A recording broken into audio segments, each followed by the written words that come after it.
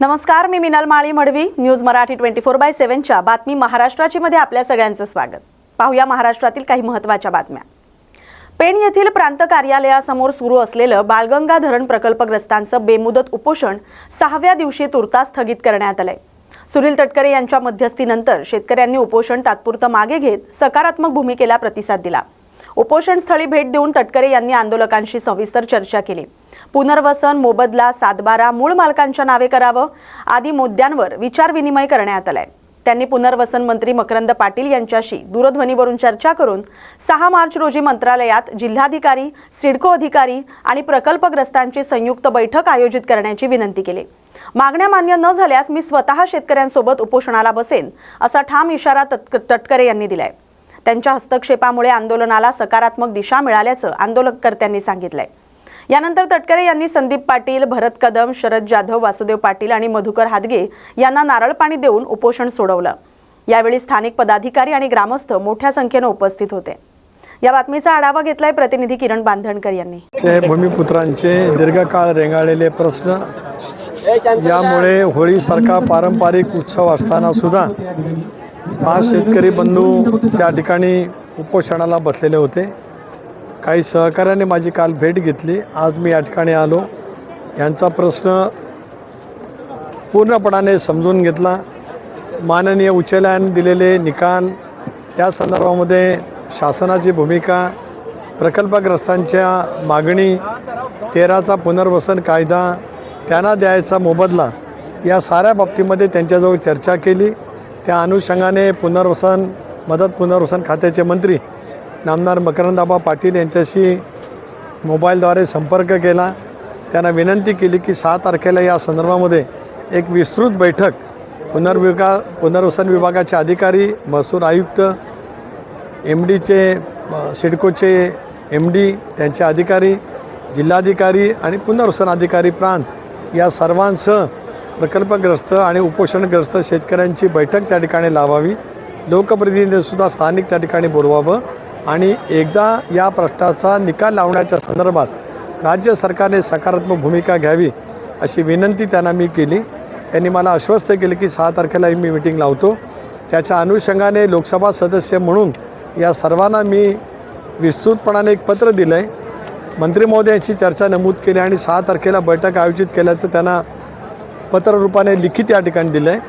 माझ्या विनंतीला मान देऊन या 5ही उपोषणग्रस्त शेतकरी बांधवांनी जे दीर्घकाळ याच्या साऱ्या प्रतीक्षेत आहेत त्यांनी उपोषण सोडलं. त्याच्याबद्दल मी त्यांचे आभार मानतो. फार मोठ्या प्रमाणावरती गेले 6 दिवस होळीचा पारंपरिक सण असतानासुद्धा प्रचंड प्रमाणावरती शेतकरी बांधव, भगिनी, तरुण युवा वर्ग हे सुद्धा या ठिकाणी उपस्थित राहून या प्रकल्पग्रस्तांच्या उपोषणाला त्यांनी पाठबळ त्या ठिकाणी दाखवलं. त्यांचे आभार मानतो. लोकसभा सदस्य म्हणून मी आश्वस्त करतो की या सगळ्या प्रश्नाची तड शेवटी चर्चेच्या द्वारे हा प्रश्न सुटत असतो. त्याच्यातून काय मार्ग काढा लागत असतो. हा जलसिंचन प्रकल्प नाही, तर सिडकोनी MMR रिजनमध्ये पिण्याच्या पाण्याच्या समस्या सोडवण्यासाठी सिडकोच्या फंडातून उभा करण्याचा हा प्रकल्प आहे. त्यामुळे या प्रकल्पाचा उद्देश आणि इतर प्रकल्पाचा उद्देश याच्यात मूलभूत फरक असल्यामुळेच शेतकऱ्यांना अधिक झुकतं माप कसं मिळेल, त्यांना पॅकेज कसं अधिक देता येईल, याच्यासाठी दीर्घकाळचा माझा प्रशासनातला अनुभव, या विभागाचा मंत्री म्हणून असलेला अनुभव, पालकमंत्री म्हणून असलेला अनुभव, या सर्व अनुभवाचा विचार करत त्याची ज्या प्रश्नाच्यासाठी माझ्याकडनं त्या ठिकाणी पाठपुरावा होणार आहे.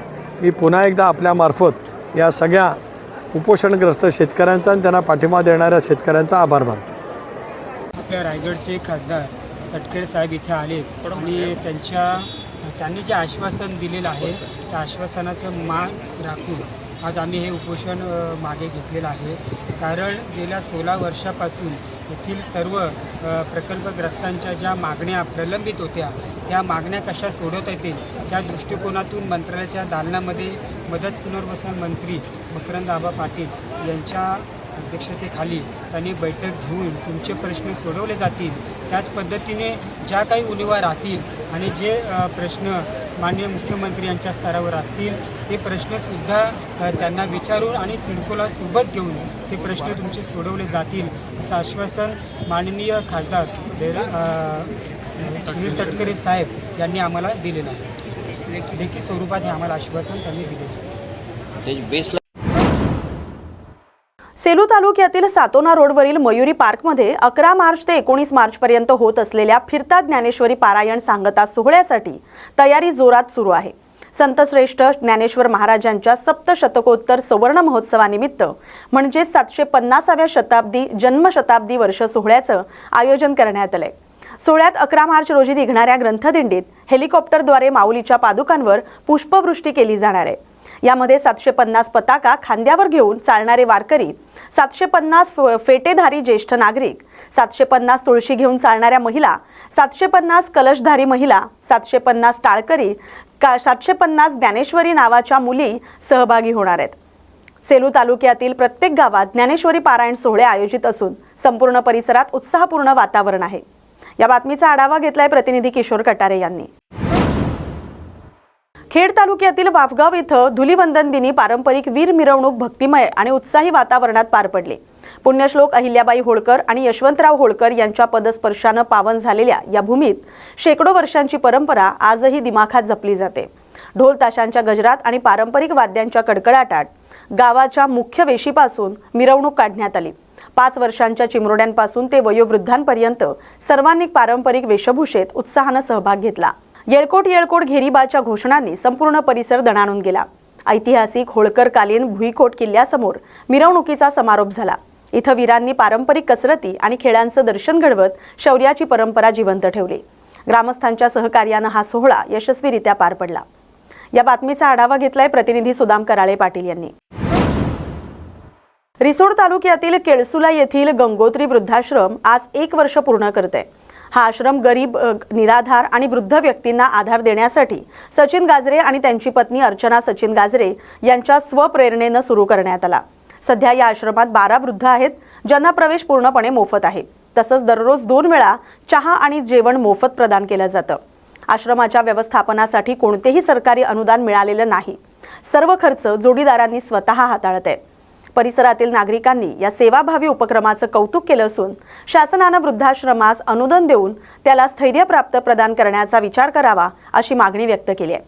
या बातमीचा आढावा घेतलाय प्रतिनिधी भास्कर गुडदे यांनी. नमस्कार सर्वांना. जागतिक महिला दिनानिमित्त उमेन्स चॅनल आयोजक यांनी मला माझ्या सामाजिक कार्याची दखल घेतली व मला अवॉर्ड देण्याकरिता प्रोत्साहित केले. त्याबद्दल मी सर्व आयोजिका यांची आभारी आहे. मी सौ अर्चना सचिन गांजरे, संचालिका गंगोत्री वृद्धाश्रम केळसुला तालुका सेनगाव. मी गंगोत्री वृद्धाश्रमच्या माध्यमातून विविध कार्यक्रम आयोजित केले आहेत. ते गंगोत्री वृद्धाश्रमच्या माध्यमातून आम्ही जयलक्ष्मा गोशाळा सुद्धा सुरू केलेली आहे. या गोशाळेच्या माध्यमातून मी गोमातेचे गोमित्र व गौऱ्या पॅकिंग करून विकत असते. माझ्या गंगोत्री वृद्धाश्रममध्ये मी कोणत्याही वृद्ध माता पित्यांकडून कोणत्याही प्रकारची फी घेत नाही. मोफत प्रवेश केला जातो आणि सर्व महिलांना आमच्या गंगोत्री वृद्धाश्रमतर्फे सर्वांना महिला दिनानिमित्त खूप खूप शुभेच्छा. धन्यवाद. मुंबई पुणे द्रुतगती महामार्गावरील वारंवार होणाऱ्या प्रचंड वाहतूक कोंडीमुळे प्रवासी आणि मालवाहू वाहन चालकांना त्रास सहन करावा लागतोय. या समस्येवर कायमस्वरूपी उपाय म्हणून शिरूर, चाकण, तळेगाव, कर्जत, उरण 135 किलोमीटर लांबीचा 4 मल्टी नोडल कॉरिडॉर प्रस्तावित करण्यात आलाय.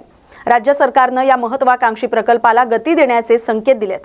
हा कॉरिडॉर कार्यान्वित झाल्यास पुणे, पिंपरी चिंचवड तसंच नगर रस्त्यावरील वाहतुकीवरील ताण मोठ्या प्रमाणात कमी होणार आहे. विशेष म्हणजे शिरूर आणि चाकण MIDCतील औद्योगिक वाहतूक थेट उरण बंदराशी जोडली जाणार आहे. माल वाहतूक वेगवान आणि सुलभ होणार आहे. अधिवेशनात या प्रकल्पाचा मुद्दा उपस्थित करून यशस्वी पाठपुरावा करणारे आमदार बाबाजी काळे यांचे नागरिक कौतुक करत आहेत. आता प्रशासकीय प्रक्रिया पूर्ण करून प्रत्यक्ष कामाला गती मिळेल अशी अपेक्षा व्यक्त केली जाते.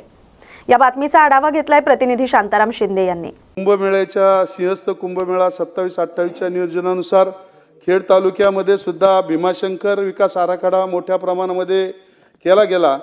खेड ते भीमाशंकर या रस्त्यासाठी सुद्धा आम्हाला त्या ठिकाणी काम मंजूर झालं, परंतु काही कारणानं संपादन असेल 27-28 पर्यंत ते काम पूर्ण होऊ शकत नाही. परंतु कुंभमेळ्याला येणारी मुंबई आणि महाराष्ट्रातून येणारी जी लोक आहेत त्यामध्ये PWDच्या माध्यमातून कलेक्टर महोदयांनी नवीन आराखडा एक तयार केलेला आहे. ते जे रस्ते आहेत त्या रस्त्यांना निधी मिळावा. त्यामध्ये करंजविरे वांद्रे ते आपल्या घोटवडी मार्गे, धामणगाव मार्गे, शिरगाव मार्गे तळेघर तो एक रस्ता आहे आणि अजूनही 2-3 रस्ते जे जोड रस्ते आहेत त्यासाठी निधी मिळावा. खऱ्या अर्थानं ही ट्रॅफिक जर कमी करायची असेल तर आपल्या खेड तालुक्यामधून शिरूर त्याचबरोबर शिरोली आणि कर्जत उरण पनवेल हा रस्ता यापूर्वी अनेक वेळा त्याचा आराखडा शासनासमोर सादर केला. माननीय उपमुख्यमंत्री महोदय स्वर्गीय अजितदादा पवार यांचं स्वप्न होतं. त्यांनी त्या ठिकाणी कॅबिनेटमध्ये आणून त्याला मंजुरी देऊ असा शब्द सर्वांना दिला. कारण तो रस्ता फक्त खेड तालुक्यासाठी वरदान नाही, परंतु त्या पुणे जिल्ह्याच्या परिसरामध्ये रिंग रोडच्या नंतर जर ट्रॅफिक कमी करायची असेल तर तो रस्ता होणं गरजेचं आहे. उमरगा लोहरा तालुक्यातील तुगाव इथं छत्रपती शिवाजी महाराजांच्या स्मारकाचं सुशोभीकरण काम आमदार प्रवीण स्वामी यांच्या निधीतून सुरू करण्यात आलंय. भूमिपूजन सोहळा उत्साहात पार पडलाय. मंजूर निधी 5 लाख रुपयांचा असून स्मारक परिसराचं सौंदर्यीकरण, प्रकाश योजना, स्वच्छता आणि आवश्यक सुविधा उभारण्यात येणार आहेत. शिवप्रेमी नागरिक, ग्रामस्थ आणि तरुणांच्या उपस्थितीत झालेल्या सोहळ्यात छत्रपतींच्या प्रतिमेला पुष्पहार अर्पण करून अभिवादन करण्यात आलं. कार्यक्रमात माजी सरपंच विकास हराळकर, ग्रामपंचायत तुगावकडून आमदार प्रवीण स्वामी यांचा प्रातिनिधिक सत्कार करण्यात आला. तर शिवस्मारक समितीच्या सदस्यांनी कार्यक्रमाचं उत्कृष्ट नियोजन केलं. उपस्थित ग्रामस्थांनी स्मारक सुशोभीकरणामुळे गावच्या सामाजिक, सांस्कृतिक आणि ऐतिहासिक विकासाला नवं बळ मिळेल अशी भावना व्यक्त केली आहे.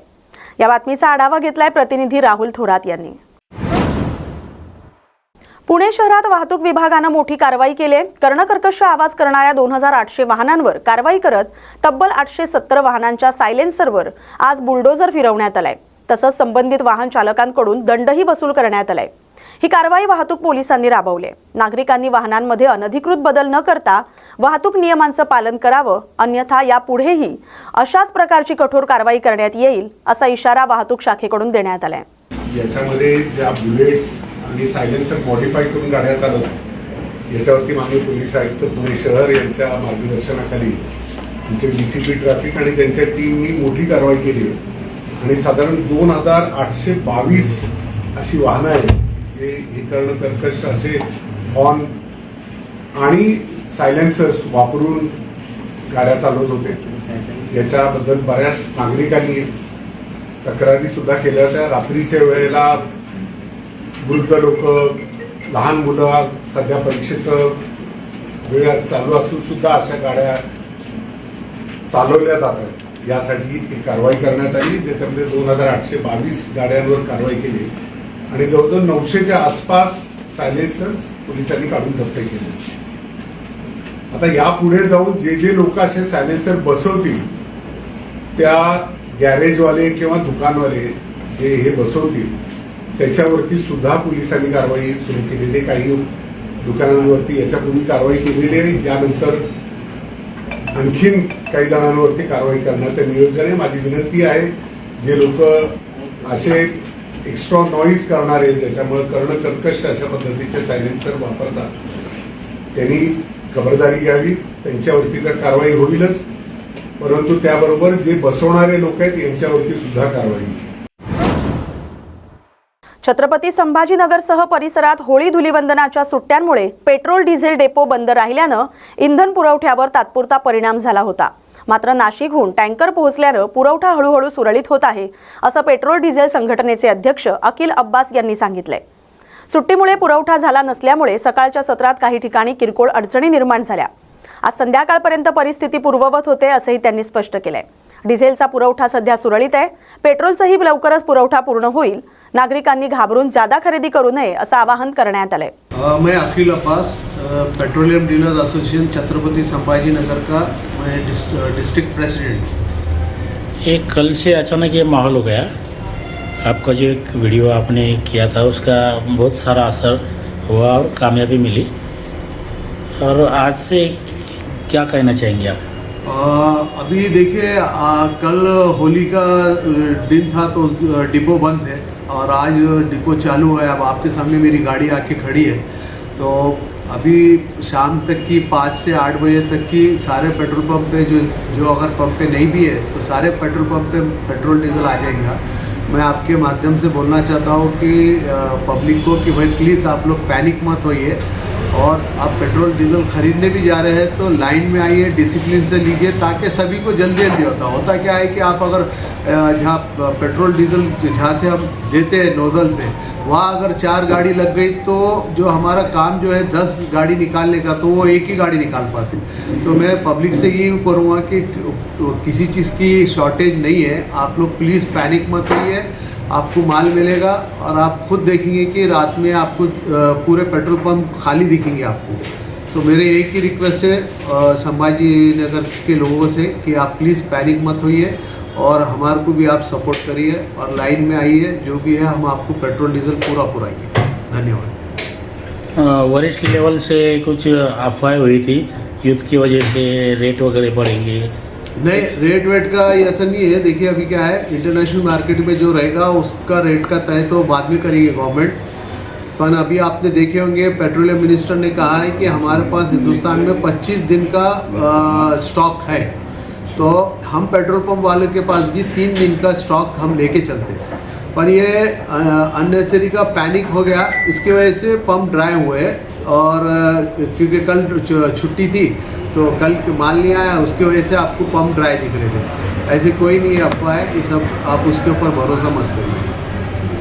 अब लगभग सभी पेट्रोल पंप पे पेट्रोल डीजल आना चालू हो गया। यस, अब सभी आ गए, बहुत से पंप चालू भी हो गए। अभी मेरे को फ़ोन आया था, काफ़ी पंप्स पे आ गया माल, मेरे पास भी आ गया। उसको थोड़ा टाइम लगता, प्रोसीजर रहता, तो ये भी चालू हो जाएगा 1 घंटे से। नवी मुंबई महानगरपालिकेच्या स्थायी समिती सभापतीसह विविध प्रभाग समिती सभापतींच्या पदासाठी उमेदवारी अर्ज दाखल करण्यात आलेत। स्थायी समिती सभापतींसाठी अशोक पाटील, परिवहन समितीसाठी विकास झंजाड, महिला आणि बाल विकास समितीसाठी सलूजा सुतार, क्रीडा समितीसाठी गिरीश म्हात्रे, आरोग्य समितीसाठी जयाजी नाथ, तर पाणी पुरवठा समितीसाठी रविकांत पाटील यांनी उमेदवारी अर्ज दाखल केलेत। या निवडणुकीमध्ये विरोधक नसल्यानं बिनविरोध निकालाची अपेक्षा आहे। उद्या सभापतींची अधिकृत घोषणा करण्यात येणार आहे। नंदुरबार तालुक्यातील बिलाडी धरणाच्या बांधकामाला ग्रामस्थांनी आज तीव्र विरोध दर्शवलाय। आधी पुनर्वसन करा मगच धरण बांधा अशा घोषणांनी गाव दणाणून गेलं। ग्रामस्थांनी जिल्हाधिकाऱ्यांना निवेदन देऊन आदिवासी विभागाद्वारे पुनर्वसन करण्याची मागणी केली आहे। धरणाचं काम न थांबवल्यास मंत्रालयापर्यंत पायी मोर्चा काढण्याचा इशारा ग्रामस्थांनी दिलाय। त्यांनी धरणामुळे साठणाऱ्या पाण्यामुळे साप, विंचू आणि इतर जंगली प्राण्यांचा वावर वाढेल, डासांमुळे डेंग्यू सारख्या आजारांचा धोका निर्माण होईल आणि पावसाळ्यात दलदल निर्माण होईल असा आरोप केलाय।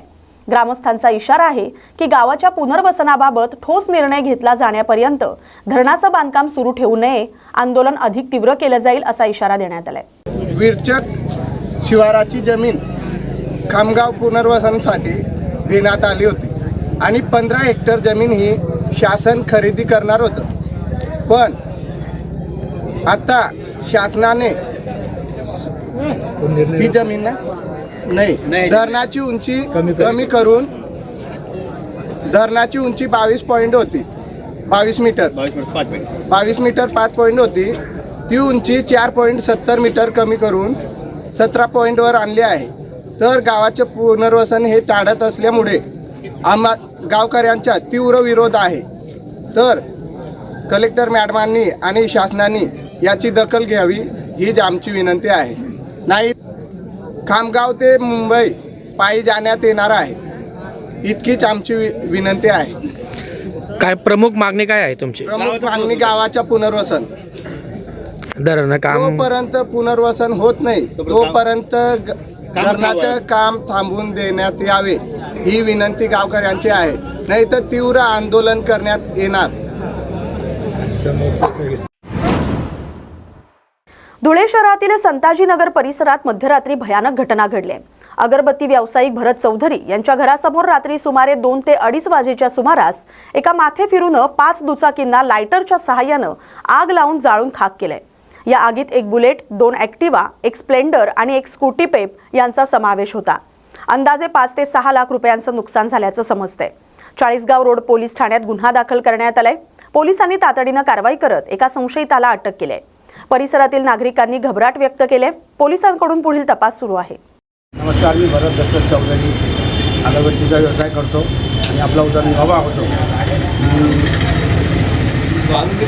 राहायला संताजीनगर आबे कॉलेज प्लॉट नंबर 85. आमच्या घरी होळीच्या दिवशी पहाटे 2-2:30च्या दरम्यान एक रवींद्र काळू पिंगळे म्हणून एक आरोपी त्यांनी आमच्या घरासमोर लाईटीच्या साहाय्याने 5 मोटरसायकली जाळून टाकल्या आणि त्याला पहाटे पोलिसांच्या ताब्यात अटक करण्यात आली. एक रॉयल एनफील्ड बुलेट गाडी आहे, 2 ॲक्टिवा आहे, एक स्प्लेंडर आहे आणि एक स्कूटी पेप म्हणून गाडी आहे. अशा 5 गाड्या जाण्यात आल्या आणि सदर आरोपीला पोलिसांनी चाळीसगाव पोलीस स्टेशनला अटक करण्यात आलेली आहे. त्याच्यावरती गुन्हा दाखल करण्यात आलेला आहे. त्या गुन्हेगाराला जास्तीत जास्त शिक्षा व्हावी अशी पूर्ण संताजीनगरचे परिसरातील लोकांची परेशान आहे. त्यांनी बी एक नवीन अर्ज त्यांना दिलेला आहे आणि तो अर्ज पण पवारसाहेब PSI यांना ताब्यात देण्यात आलेला आहे. तरी त्या आरोपीला जास्तीत जास्त शिक्षा व्हावी आणि आमची नुकसान भरपाई करून मिळावी. आमचं जवळजवळ 5-6 लाख रुपयाचे नुकसान झालेले आहे साहेब आणि ती नुकसान भरपाई मिळून द्यावी ही शासनाकडे नम्र विनंती करतो. राज्यातील बस मालक संघटनांनी राज्य सरकारच्या ई-चलान धोरणाविरोधात तीव्र निषेध व्यक्त केलाय. बस ओनर सेवा संघाच्या महाराष्ट्र ट्रान्सपोर्टर्स ॲक्शन कमिटीच्या नेतृत्वाखाली गुरुवार 5 मार्च रोजी सकाळी 11 वाजता आझाद मैदानावर राज्यभरातील वाहनांसह धडक मोर्चा काढण्याचा इशारा देण्यात आलाय. MMR क्षेत्रातील सुमारे 40,000 बस मालकांचं प्रतिनिधित्व करणाऱ्या संघटनेच्या पदाधिकाऱ्यांनी आरोप केलाय की महसूल वाढीसाठी ई-चलानचा दुरुपयोग होतोय. पोलिसांना टार्गेट देऊन दंडात्मक कारवाई केली जाते. वाहतूक विभागानं ई-चलानसाठी समिती स्थापन करण्याचं आश्वासन दिलं होतं, तरी अद्याप ठोस निर्णय झालेला नाही असंही त्यांनी सांगितलंय. संघटनेचा दावा आहे की ई-चलानसाठी वापरली जाणारी उपकरणं मान्यताप्राप्त नाहीत. छायाचित्र धुसर येतात आणि पुराव्यांशिवाय दंड आकारला जातो. यातून शालेय विद्यार्थी आणि दैनंदिन प्रवाशांना संभाव्य त्रास होण्याची शक्यता वर्तवण्यात येईल. गेल्या अनेक वर्षापासून आम्ही ई-चलन विरोधात आंदोलन करतोय. शासनाने आम्हाला वेळोवेळी आश्वासनं दिली, कमिटी स्थापन केली, परंतु ई-चलनच्या नावाने जी रिकव्हरी चालू आहे, टोल टॅक्स आणि थोडक्यात सांगितलं तर रॉबरी, नियमानुसार व्यवसाय करणाऱ्यांकडनं खंडणी वसूल करण्याचं जे धोरण अप्रत्यक्षरित्या ह्या टॅक्स ई-चलनच्या माध्यमातून चालू आहे, त्याच्या निषेधार्थ आम्ही उद्या 5 मार्च रोजी चलो आझाद मैदानाचा नारा दिला आहे. आम्ही आमच्या गाड्या घेऊन शासनाच्या दरबारात देणार आहेत आणि त्यांना सांगू की आम्ही व्यवसाय कसा करायचा हे सांगा म्हणून. अशा प्रकारचे ई-चलन, चुकीचे ई-चलन देऊन ह्या इंडस्ट्रीमधल्या जे ड्रायव्हर्स मिळणं आज कठीण झालेलं आहे. ही इंडस्ट्रीज मोडकळीस झालेली आहे. ह्या ई-चलनाच्या याच्या ओझ्याखाली जसं शेतकरी कर्जाच्या ओझ्याखाली आत्महत्येला गेला, तसा ई-चलनच्या ओझ्याखाली वाहतूकदार आता हा आत्महत्याकडे वळत चाललेला आहे. आणि त्या वाहतूकदारांचे आणि आर्थिक कणा वाचवण्यासाठी आम्ही उद्याचा चलो आझाद मैदानाचा नारा दिला. त्याच्या पुढे जर याच्यातून शासनाला जाग आली तर आम्ही उग्र आंदोलन करणार. मी समिती नेमली होती, पण याचिका दाखल केल्या होत्या. त्याशिवाय परिवहन मंत्र्यांची सुद्धा तुमची बैठक झाली होती, त्यात काय निष्पन्न झालं? माननीय परिवहन मंत्र्यांच्या बैठकीमध्ये परिवहन मंत्र्यांनी आम्हाला मान्य केलं की ही चलन जी प्रणाली आहे हे अन्यायकारक आहे आणि याच्यावर मी तुमच्या समस्याबद्दल मी तुमच्या सोबत आहे, परंतु त्याच्यावर तोडगा न काढता आहे ते तसंच पुढे रेटून न्यायचं, अशा प्रकारच्या धोरणामध्ये त्यांनी आमची बैठक गुंडाळलेली आहे. उद्याच्या आंदोलनाचं स्वरूप काय? उद्याच्या आंदोलनात 5 मार्चच्या आंदोलनात चला आझाद मैदान आम्ही आमच्या गाड्या घेऊन शासनाच्या दरबारात जाऊन शासनाकडे देणार आहे. ह्या ई-चलन आम्हाला जी रिकव्हरी चालू आहे, टॅक्स ई-चलन टॅक्स नावाने जो नवीन टॅक्स शासनाने जो चालू केलेला आहे तो बंद करा, अन्यथा आमच्या वाहतूकदारांच्या सगळ्या गाड्या आपणच सांभाळा. याच्यासाठी आम्ही चलो आझाद मैदानाचा नारा दिलेला आहे. या बातमीसोबतच बातमी महाराष्ट्राची मध्ये वेळ झाली आता इथेच थांबण्याची. अशाच महत्त्वाच्या बातम्यांसाठी पाहत राहा न्यूज मराठी 24/7. नवा भारत, नवा विचार.